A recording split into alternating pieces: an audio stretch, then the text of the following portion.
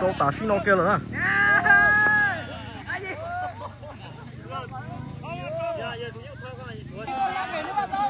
Thế nó muốn dậy có gì nó sẽ còn đâu đi chả nè, học tụi nó.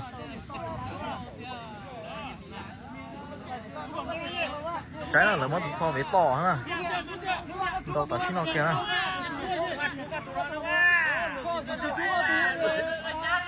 Câu kia ơi. Sang đứt tiêu. Sang đứt tiêu. Sang có lại. Sang có to đó. Tôi so với nó là kháng thể hả nó.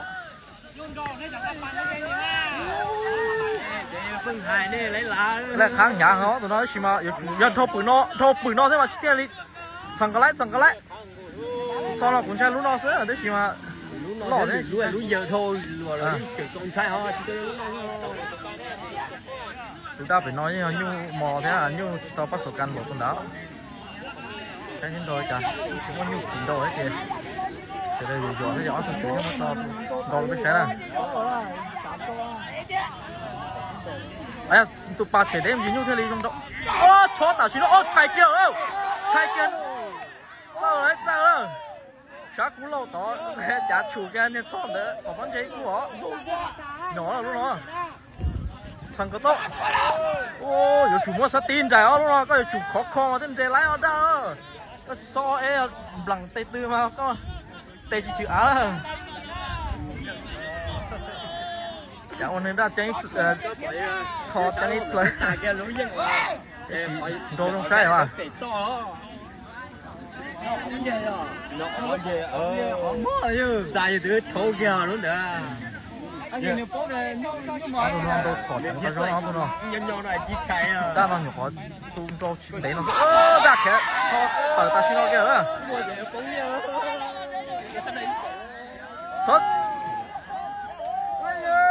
Sót cho hắn giờ sót cho đến nó à.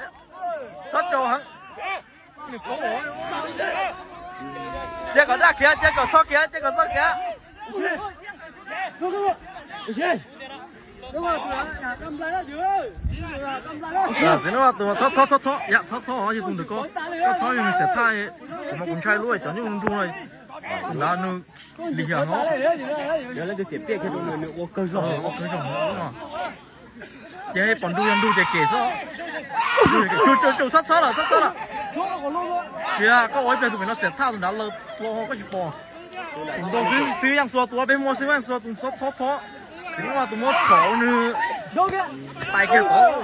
Tụi nào có mà lên nhà nó sẽ biết hả nó. Nếu lại ổ ca chơi chơi tụi nào có ôn ăn cơ rồi nhưng mà đi tụi nào có. Nếu mà bắt cá sao nó liền nó. Chỉ nó là tụi nó mà chỉ là tay nó lão ăn đỡ sao. giá cổ lông nữa con im không ngại khéo. Nhưng mà cái này mất tiền rồi. Tiêu của nó chia là cú. Cú số tiền của cô ya cú. Tiêu nó bị chót rồi. Bên đó thấy có gì nữa nè, thằng cô xuất hiện ta. Ra về nó bỏ thằng lông ta xuất hiện ta. Nó bỏ ở đây là quá rồi. Cái thằng cái tì thôi mà tên nhỏ là. Tiêu nó. Tiêu mình chúa ăn gì đâu. Con này mà ót tiền.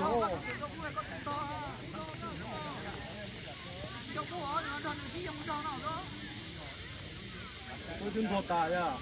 Quá nhiều một điều đầu tiên là ót tiền bỏ luôn.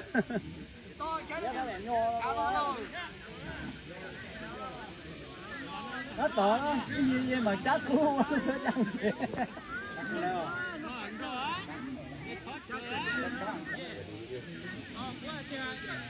Ôi trời, đừng có ôm con chữ tôi hơi chu rồi đó. Ôi